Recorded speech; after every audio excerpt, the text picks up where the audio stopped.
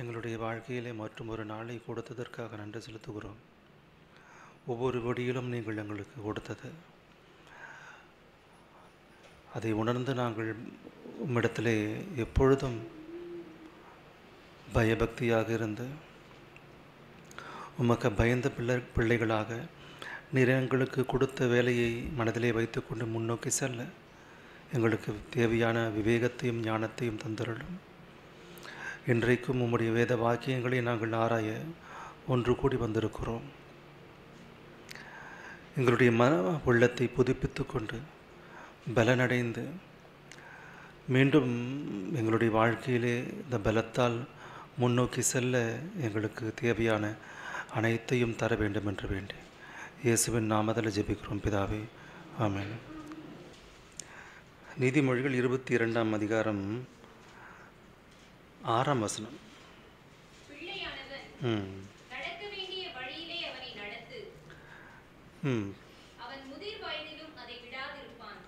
பாலகன் நடக்க வேண்டிய வழியிலே அவனை நடத்து. பாலகன் நடக்க வேண்டிய வழி இருக்கிறதா? இருக்கிறது. குழந்தைகள் எப்படி நடக்க வேண்டும், எந்த வழியிலே நடக்க வேண்டும் என்று ஒரு வழி இருக்கிறது. அது பைபிள் சொன்னது. பைபிளிலே அநேக உயர்ந்தவர்கள் இருக்கிறார்கள். அப்படியாக அவர்கள் உயர்ந்தவர்களாக மாறுவதற்கு காரணம், அவர்கள் குழந்தைகளாக இருந்தபோது பாலகன் வயதிலே, அந்த பாலகன் பருவத்திலே இருக்கும்போது அவர்கள் எந்த வழியிலே நடக்க வேண்டுமோ அந்த வழியிலே அவர்கள் நடந்தார்கள். இன்றைக்கு இருக்கக்கூடிய பிள்ளைகள், நம்முடைய பிள்ளைகள், அப்படிப்பட்ட வழியிலே நாம் அவர்களை நடத்துகின்றோமா? பாலகன் நடக்க வேண்டிய வழி ஒன்று உண்டு, அந்த வழியிலே அவனை நடத்த வேண்டுமாம். அப்படியாக அவன் நடந்து சென்றால் அந்த வழியிலே, பாலகன் நடக்க வேண்டிய வழியிலே அவன் நடந்து சென்றால் அவன் முதிர் வயதானாலும் கூட அந்த வழியை விட்டு விலகான், விழுந்து போக மாட்டான், தவறி போக மாட்டான். என்ன அந்த வழி?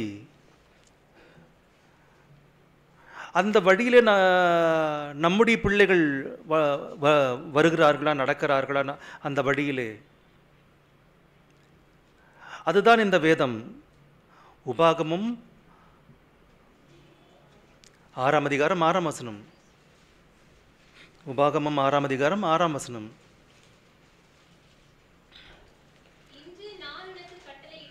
நான் உனக்கு கட்டளை இடுகிற இந்த வார்த்தைகள், பைபிளிலே இருக்கக்கூடிய இந்த வார்த்தைகள் உன் உள்ளத்திலே, முதலில் உன் உள்ளத்திலே இருக்க வேண்டும். கிறிஸ்தவர்களே, முதலில் நீங்கள் இந்த வேதத்தை உங்களுடைய உள்ளத்திலே வைத்துக் கொள்ள வேண்டும். உடலின் மீது வைத்துக்கொண்டு போட்டோவுக்கு போஸ் கொடுக்கிறது கிடையாது. இந்த வேதாகமம், நான் கற்பித்த, நான் சொன்ன இந்த வேதாகமத்தை முதலில் உன் இருதயத்தில் இருக்க கடவது. அதை பிறகு உன் பிள்ளைகளுக்கு போதி, கற்பி.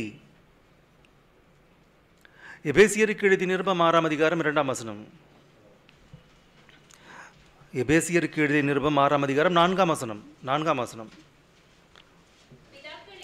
பிதாக்களே, நீங்களும்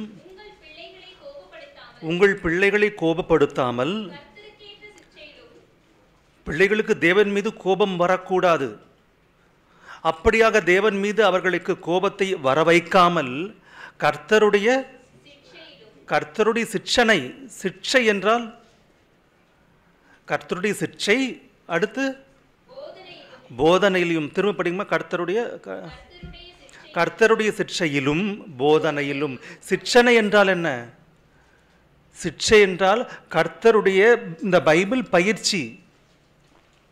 பைபிளை அவர்களுக்கு பிராக்டிஸ் கொடுக்கணுமா? பயிற்சியில் ஈடுபடுத்த வேண்டும் பிள்ளைகளை. நம்முடைய பிள்ளைகளை, கிறிஸ்தவர்கள் தங்களுடைய பிள்ளைகளை பைபிள் பயிற்சியிலே அவர்களை ஈடுபடுத்த வேண்டும். கராத்தே பயிற்சி, பாக்ஸிங் பயிற்சி, மியூசிக் பயிற்சி இதெல்லாம் கிடையாது. முதலில் மியூசிக் பயிற்சி இருந்தால் கூட பரவாயில்ல. நாம் உலக சம்பந்தமான படிப்புகளிலே அத்தகைய கோச்சிங் சென்டர்ஸ் எத்தனையோ இருக்குது.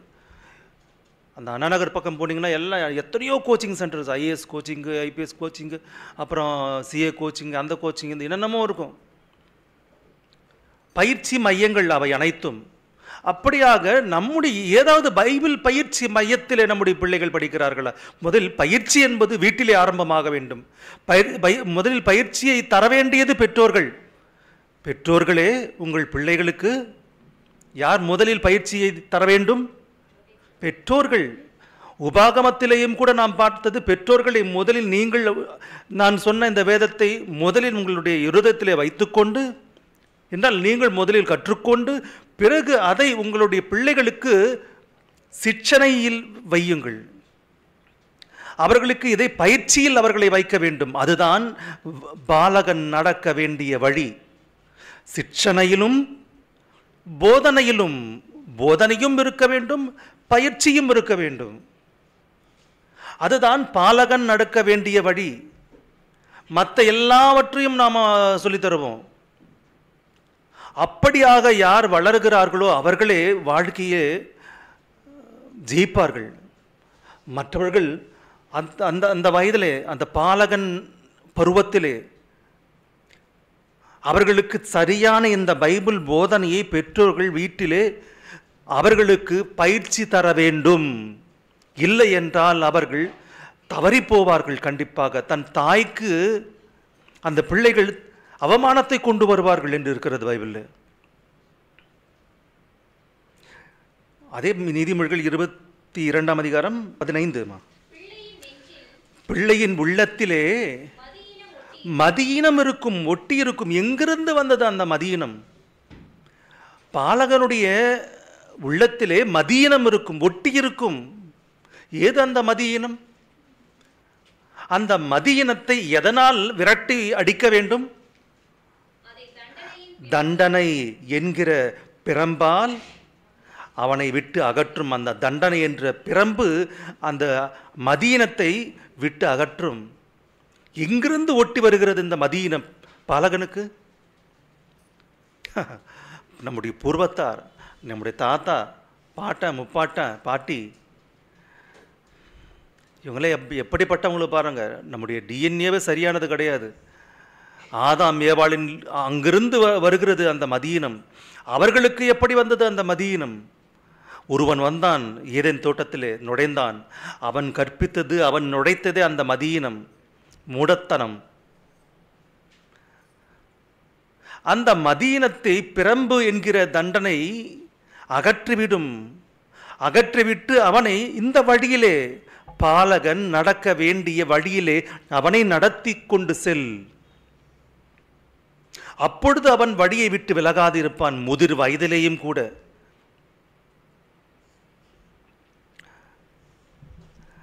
சங்கீதம் 58ஆம் அதிகாரம் 3-4 வசனங்கள். துன்மார்கன், ஒருவன் துன்மார்கனாக இருந்தால் அவன் ஏன் அப்படியாக துன்மார்கனாக வருவதற்கு காரணம் என்னவென்றால், அவன் தந்தையிலிருந்து அவனுடைய தாயின் கர்ப்பத்தில் விழுந்தது முதற்கொண்டு விழுந்த பிறகு அவனுக்கு அவயவங்கள் உருவாக ஆரம்பிக்கும். கர்ப்பத்தில் அவனுக்கு உருவம் ஏற்படும். அப்படியாக உருவம் ஏற்படுவது முதற்கொண்டு அவன் எப்படிப்பட்டவனாக இருக்கிறான்? துன்மார்கன் கர்ப்பத்தில் உட்பவித்தது முதல் பேதலிக்கிறான் என்றால் பேதலித்தல் என்றால் மாறுபாடானவன் என்று பொருள். அதிக பிரசங்கி சொல்லுவாங்க பார்த்தீங்களா, அது பேதலிக்கிறான். அவன் எப்பொழுதிலிருந்து? கர்ப்பத்திலே இன்னும் அவயவங்கள் முழுமையாக உண்டாகவில்லை அவனுக்கு, அந்த குழந்தைக்கு. அப்பொழுதிலிருந்து அந்த குழந்தை கெட்டு போக ஆரம்பிக்கிறதா? பைபிள் சொல்லுது பாருங்க, எவ்வளவு அழகா. உலகத்தில் எத்தனையோ கொள்ளைக்காரர்கள், ரேபிஸ்ட் ஆகட்டும், பயங்கரமான கொலைகாரர்களாகட்டும், இவர்கள் அனைவரும் கூட அவர்களுடைய தாயின் கர்ப்பத்தில் உருவாகி கொண்டிருக்கும் போதிலிருந்தே கெட்டுப்போனவர்கள். ஒரு சத்தாம் ஹுசேன் ஆகட்டும், இப்படிப்பட்ட ஒசாமா பின் லாடன் ஆகட்டும், இப்பொழுது இருக்கக்கூடிய எத்தனையோ தீவிரவாதிகளாகட்டும், கர்ப்பத்தில் உற்பவித்து கொண்டிருக்கும் போதிலிருந்தே எத்தனையோ விஷயங்களை வெளியிலிருந்து கேட்டு கேட்டு கேட்டு அவன் அப்படியாக உருவாகுகிறான். வெளியே வந்த பிறகல்ல தீவிரவாதி. அவன் கர்ப்பத்திலே, தாயின் கர்ப்பத்திலே அவனுடைய அவயவங்கள் உருவாகி கொண்டிருக்கும் போதே வெளியிலே இருக்கக்கூடிய உலகம், அவனுடைய பெற்றோரும் அவனுடைய உறவினர்களும் கூட அனைவரும் அந்த குழந்தையை எப்படி வளர்க்கிறார்கள் என்றால், கர்ப்பத்திலே ஒரு தீவிரவாதியாகவோ ஒரு ரேபிஸ்டாகவோ ஒருவனை நீங்கள் பார்க்கும்போது, அந்த கொல்கத்தா சம்பவம் உங்களுக்கு தெரியும், எத்தனை கொடூரமாக அந்த பெண்ணின் 2 கால்களையும் கூட ஒரு குச்சியை உடைப்பது போல உடைத்து அத்தனை கொடூரமாக அவன் செய்திருக்கிறான் என்றால் அவனை பார்க்கும்போது சிரிக்கிறான். காரணம், இப்படிப்பட்டவர்கள் கர்ப்பத்தில் உற்பவித்தது முதற்கொண்டு அவர்கள் அப்படிப்பட்டவர்களாக உருவாகுகிறார்கள். ஆகையால் தான் சொல்லுகிறது பைபிள், பாலகன் நடக்க வேண்டிய வழியிலே அவனை நடத்து. அது நடத்தக்கூடியது தான் இந்த பைபிள். அவனை அந்த பயிற்சியிலே அவனை நடத்து, பைபிள் போதனையிலே அவனை நடத்து. பாலகனை, குழந்தைகளை வீட்டில் இருக்கும்போது அவர்களுக்கு பைபிளை கற்பிக்க வேண்டும் பெற்றோர்கள். இல்லை என்றால் அவர்கள் பெரியவர்கள் ஆன பிறகு ஒரு பயங்கரமான கொடூர மிருகங்களாக சமுதாயத்தில் திரிய ஆரம்பிப்பார்கள். மிருகங்கள் எப்படி காட்டிலே மற்ற மிருகங்களை வேட்டையாடி உண்ணுமோ, இரத்தத்திற்கு பழகி இருக்குமோ, அப்படியாக இந்த குழந்தைகளும் கூட பாலகன் நடக்க வேண்டிய வழியிலே நடக்காமல் மற்றது எல்லாவற்றையும் கற்றுக்கொண்டால் உலக சம்பந்தமான விஷயங்களை, நாளைக்கு அவன் ஒரு கொடூர், இந்த சொசைட்டியில், இந்த சமுதாயத்தில் அவனும் ஒரு மிருகமே, நடமாடும் மிருகம். கற்றுத்தருகிறோமா கிறிஸ்தவர்கள்? கிடையாது. உலக சம்பந்தமான அந்த படிப்பு, இந்த படிப்பு, இதெல்லாம் இப்படிப்பட்ட படிப்புகளிலே கவனத்தை செலுத்துகிறார்களே தவிர, முக்கியமான படிப்பு பைபிள் படிப்பு, பைபிள் பயிற்சி, கோச்சிங். சிற்சனை என்றால் கோச்சிங். பைபிள் கோச்சிங்கிலும் அடுத்து பைபிள் போதனையிலும் அவனை நடத்து, அவனுக்கு கற்பி. ஏனென்றால் அவனுக்குள்ளே ஒட்டி இருக்கிறது ஒன்று, மதீனமானது அவனுக்குள்ளே ஒட்டி கொண்டு வருகிறது. எல்லா குழந்தைகளுக்குள்ளும் மதீனம் இருக்கும், மூடத்தனம் இருக்கும். அந்த மதீனத்தை பிறம்பென்கிற அந்த தண்டனையினாலே ஓட விரட்டலாம். பிள்ளைகள் வளர வேண்டும். எப்படி வளர வேண்டுமோ தெரியுமா? இயேசு கிறிஸ்து எப்படி வளர்ந்தாரோ பாருங்க ஒரு வாட்டி. சரி, இந்த வசனத்தை முடிச்சிடலாம். முதல்ல 3ஆம் வசனம் படித்தோம் இல்லையா? 4ஆம் வசனம் கூட படிங்க. துன்மார்க்கர் கர்ப்பத்தில் உற்பவித்தது முதல் மாறுபாடானவர்கள், பேதலிக்கிறார்கள் என்றால் மாறுபாடானவர்கள், தாயின் வயிற்றிலிருந்து வெளியே விழுந்தது முதல் அவங்களுக்கு ஒன்றும் பேச்சே வராது. எல்லாமே ஒரு மாதிரியான செயல்பாடுகள் தான். பொய் சொல்லி வழி தப்பி போகிறார்கள். அப்பயே பேச்சு வந்ததிலிருந்து, பேச்சு வருவதற்கு முன்பிலிருந்தே அவர்கள் வழியை தப்பி போய்விட்டார்கள். பைபிள் எவ்வளவு ஆழத்திற்குள்ளே சென்று மனிதர்களுடைய உள்ளத்தை படிக்கிறதோ பாருங்க. ஒருவன் குழந்தையாக இருந்து, பாலகனாக இருந்து, வாலிபனாக இருந்து, அப்பொழுது சமுதாயத்தில் கேடான காரியங்களை செய்யும் போது பிடிக்கிறது உலகம், இந்த சட்டமும் மனிதர்களும். இவனா அவனா, இப்படிப்பட்டவன் அவன் இப்படிப்பட்டவன் என்று பேசுகிறது நடந்த பிறகு, வளர்ந்த பிறகு. ஆனால் பைபிள் கூறுகிறது, அவன் தாயின் கர்ப்பத்திலிருந்தே எப்படிப்பட்டவனாக வளருகின்றானோ தேவன் பார்த்து கொண்டிருக்கிறார். தாயின் கர்ப்பத்திலிருந்து இருக்கும் போதிலிருந்து, அவன் கர்ப்பத்திலிருந்து வெளிப்பட்டது முதற்கொண்டு பொய் சொல்லி திரிகிறான் அவன். அந்த பொய் யார் சொல்லி கொடுத்தது? பெற்றோர்கள். பெற்றோர்கள் அந்த குழந்தைகளுக்கு பைபிளை வீட்டில் கற்பிப்பது கிடையாது.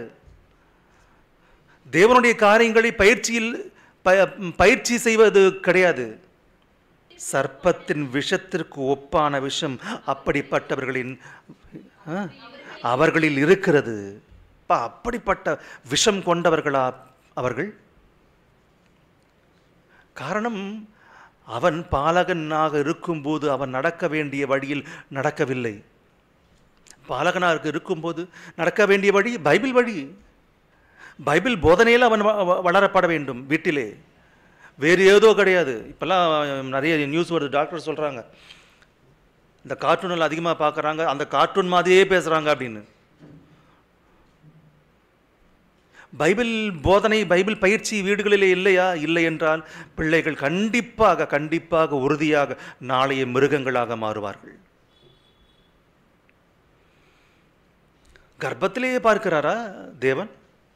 கர்ப்பத்தில் எப்படிப்பட்டவர்களோ பாருங்க. இன்றைக்கு நடக்கின்ற யுத்தம், இந்த இஸ்ரேலுக்காகட்டும், சுற்றிலும் இருக்கக்கூடிய நாடுகளுக்காகட்டும், பாலஸ்தீனம் இஸ்ரேல், அந்த யுத்தத்திலே அந்த எத்தனை கொடுமையாக தாக்குதல்களை நடத்துகிறார்களோ, அந்த இஸ்ரேல் என்கிற அந்த வேறு ஆரம்பம், அவர் எப்படிப்பட்டவரோ, இந்த இஸ்ரேல் ஜனங்கள் எப்படிப்பட்டவர்களோ என்று கிறிஸ்துக்கு முன் பல 100 ஆண்டுகளுக்கு முன்பே சொன்னார் பாருங்க. ஏசாயா புத்தகம் 48ஆம் அதிகாரம் 8ஆம் வசனம். யார்? இஸ்ரவேலர்களே, அவர்களை குறித்து தேவன் சொல்லுகிறார், தீர்க்கதரிசி. படிங்கம்மா.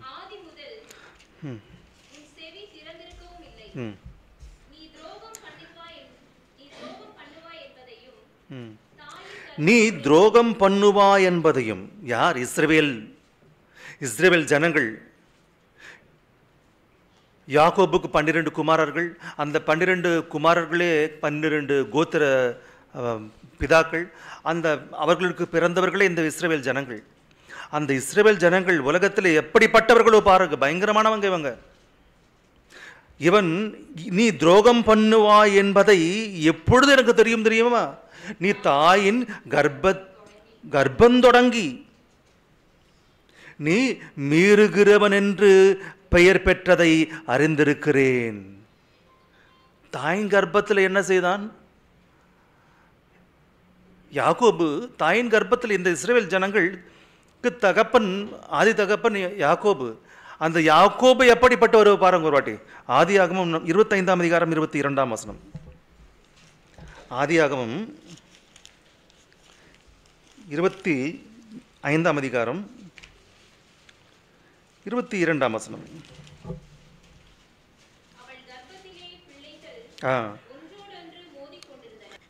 இப்பொழுது சண்டை கிடையாது.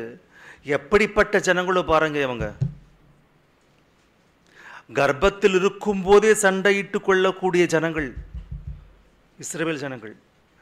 ஒன்றோடொன்று மோதிக்கொண்ட, நான் மோதிக்கொள்ளும் போதே நாம் நினைப்போம் ஏதோ ரெட்டை குழந்தை சும்மா சுத்துது அப்படின்னா. அப்போ இவங்களுக்கு, அந்த அம்மாவுக்கு பயமாயிடுச்சு. யாருக்கு? அம்மாவுக்கு, ரெபேக்காளுக்கு.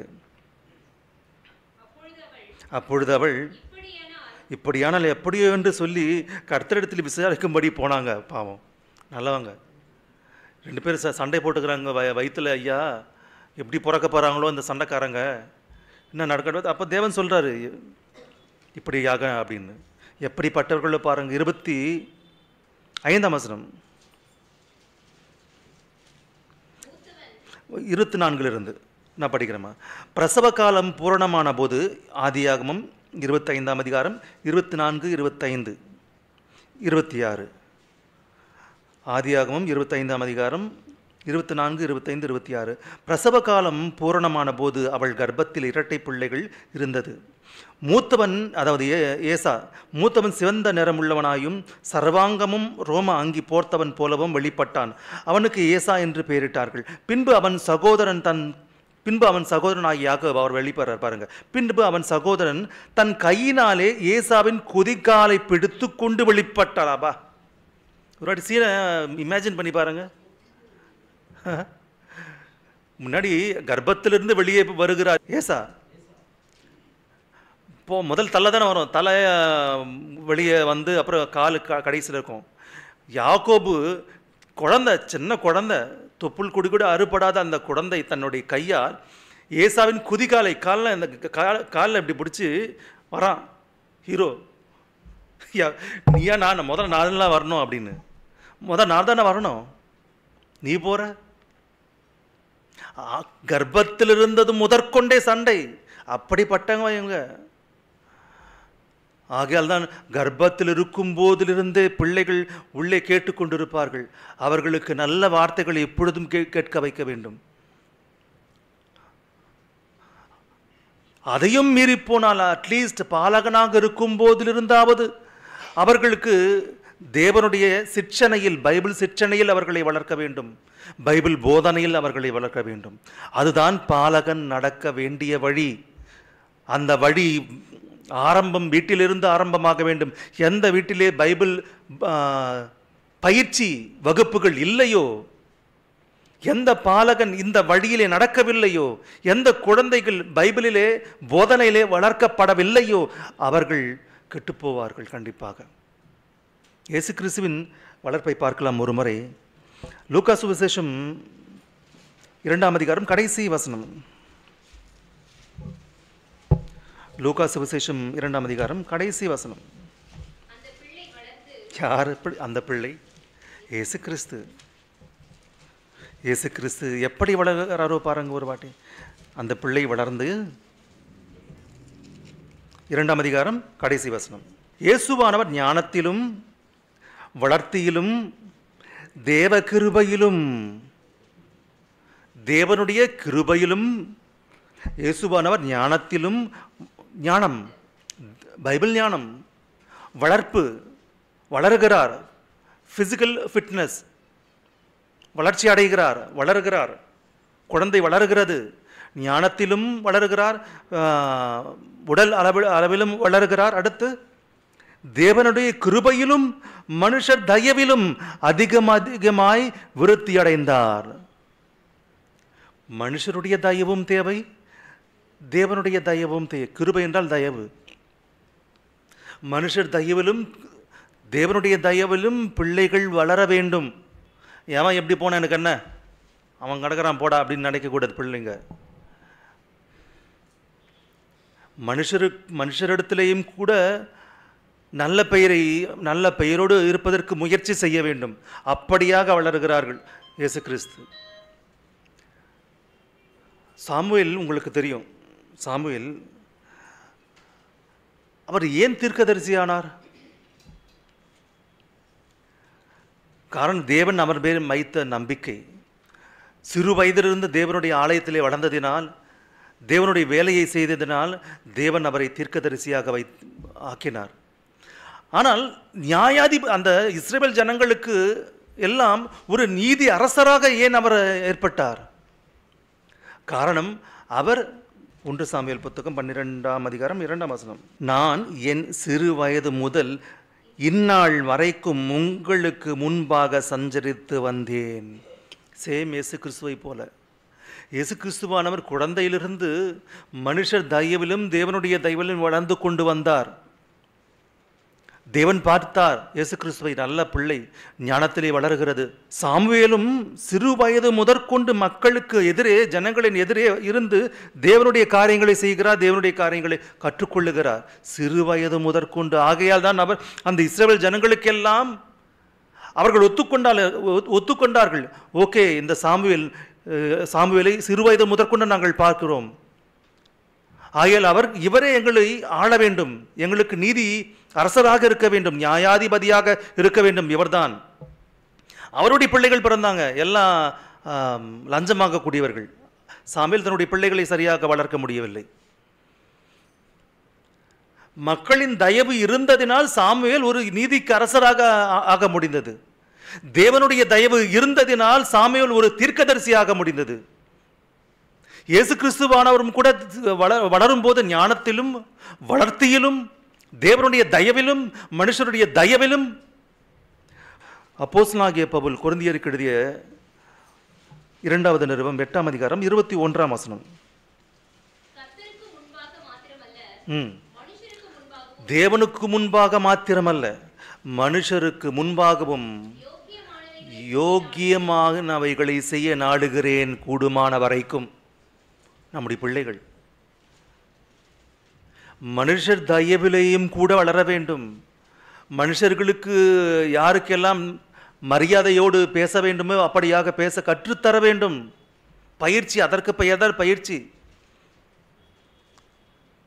லேவியராகமம் 19ஆம் அதிகாரம் 32ஆம் வசனம். லேவியராகமம் 19ஆம் அதிகாரம் 32ஆம் வசனம் படிமா. நரைத்தவனுக்கு முன்பாக எழுந்து முதிர் வயதுள்ளவன் முகத்தை ஃபுல்லாக படிங்கம்மா. நீ தேவனிடத்தில் பயம் உனக்கு இருக்கிறது என்றால் நரைத்தவனுக்கு முன்பாக எழுந்து நில், நரைத்தவனை கனம் பண்ணு. பெரியவங்களை இன்னைக்கு குழந்தைங்க மதிக்கிறாங்கன்னா கிடையாது. என்ற பிள்ளைகளுக்கு கற்பிக்க வேண்டிய பாடங்கள், பாலகன் நடக்க வேண்டிய வழி இவை. பாலகன் குழந்தை பருவத்திலே அவர்களுக்கு பயிற்சி தர வேண்டிய விஷயங்கள் இவை அனைத்தும் கூட. நாம் சொல்லித்தர்றோமா? கிடையாது. நல்ல பழக்க வழக்கமே கிடையாது, இல்லாத ஒரு பிள்ளைங்களாக இன்றைக்கு இருக்காங்க. ஒரு சின்ன விஷயம், நம்ம எங்கேயாவது சபைக்கு போகும்போது அட்லீஸ்ட் வெளியில் கூட விடுங்க, சபையில் இருக்கும்போது நம்ம அங்கே எத்தனையோ பேர் வந்து இங்கே ரொம்ப தூரத்துலேருந்து வராங்க சொல்லி ஆட்டோ ஓட்டுறவங்க, வண்டி எடுக்கிறவங்க, இப்போ கூலி வேலை செய்கிறவங்க, உத்தியோகம் செய்கிறவங்க சமைச்சு அவங்களே செலவழித்து சமைச்சு நமக்கு போடும்போது அதை எவ்வளோ பயபக்தியாக பயத்தோடு இது வந்து அவங்க கஷ்டப்பட்டு போட்ட சாப்பாடு ஒரு பருக்கு கூட நம்ம வீணடிக்கக்கூடாது அப்படின்ற பயத்தோடு பிள்ளைங்க சாப்பிட்றாங்க, நாம் சாப்பிட்றோம், நமக்கே கிடையாது. ஒரு வாட்டி யுத்த களத்துக்கு போகலாமா, பார்க்கலாமா எப்படி இருக்குமா? யுத்த களத்திலே இன்றைக்கு இஸ்ரேல் டிவி ஆன் பண்ணுங்கம்மா. இன்றைக்கு அந்த இஸ்ரேல் பாலஸ்தீன யுத்தத்திலே காசா பகுதியிலே குழந்தைகள் உண்மையிலே அந்த இஸ்ரேல் பகுதியிலே இருக்கக்கூடிய பிள்ளைகள் மனிதர்கள் ரொம்ப அழகாக இருப்பாங்க. அத்தனை செழிப்பான அந்த பகுதிகள் இன்றைக்கு யுத்த களமாக மாறி உணவுக்கு திண்டாடி கொண்டிருக்கிறார்கள் என்றால் பாருங்கள், அந்த குழந்தை எங்கே செல்ல வேண்டுமோ தெரியாமல்.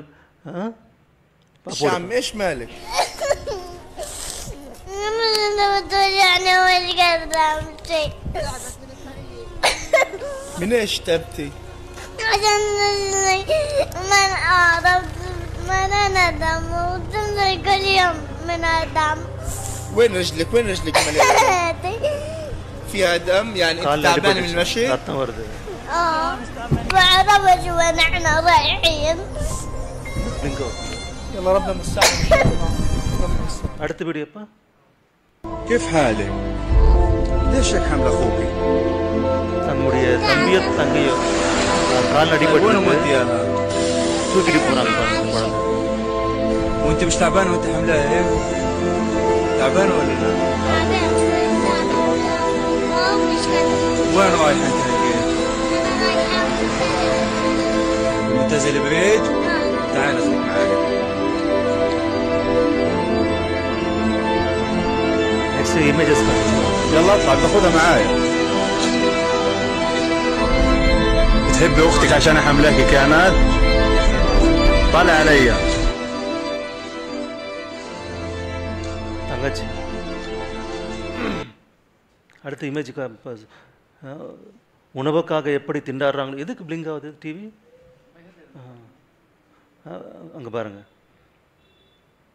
சோத்துக்கு ரொட்டி துண்டுக்காக அந்த இமேஜ் பாருங்கள். அந்த குழந்தை எப்படி ஒரு ரொட்டி துண்டுக்காக எப்படி ஏங்கி கதறாங்களோ பாருங்கள். எப்போவுமே யுத்தங்க அங்கே. அத்தனை செழிப்பான அந்த பிரதேசங்கள் இன்னைக்கு அழகானவங்க ரொம்ப. அவங்க ஒரு ரொட்டு துண்டுக்காக எவ்வளோ எல்லாம் பிடிச்சி தள்ளுறாங்க.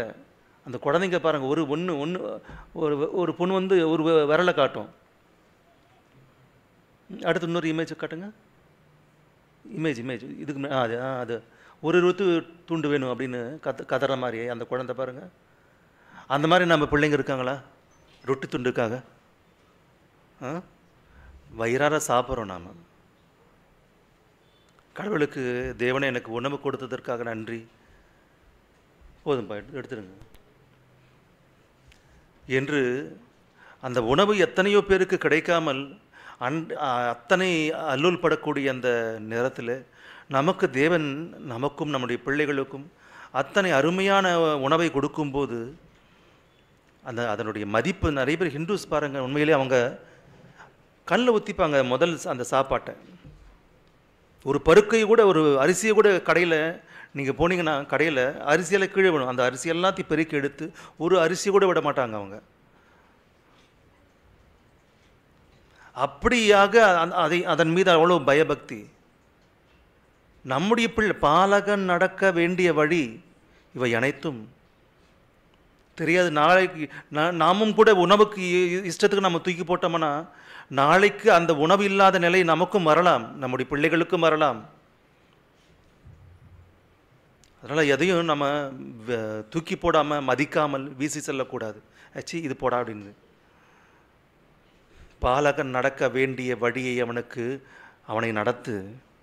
முதிர் வயது ஆனாலும் கூட அந்த வழியை விட்டு அவன் விலகாதிருப்பான். அது பாலகன் நடக்க வேண்டிய வழி. அதை அவனுக்கு கற்பிக்க வேண்டும். கற்பிக்க வேண்டியவர்கள் பெற்றோர்கள், தாயும் தகப்பனும். அதன் பிறகுதான் ஆசிரியர் சபை கற்பிக்கும். முதலாவது வீட்டிலே பெற்றோர்கள் கற்பிக்க வேண்டும், பயிற்சி அளிக்க வேண்டும். இல்லை என்றால் அவன் பயங்கரமான மிருகமாக மாறுவான் கண்டிப்பாக, அது ஆணாக இருந்தாலும் பெண்ணாக இருந்தாலும். ஆகவே பாலகன் நடக்க வேண்டிய வழியிலே அவனை நடத்து. அப்பொழுது அவன் அங்கிருந்து விடமாட்டான். நல்ல ஒரு குழந்தையாக, நல்ல ஒரு ஆளாக நாளைக்கு சமுதாயத்திலே ஒரு உயர்ந்த நபராக மாற வேண்டுமென்றால் குழந்தை பருவம், பாலகன் பருவம் அது அவனுக்கு நல்லபடியாக இருக்க வேண்டும்.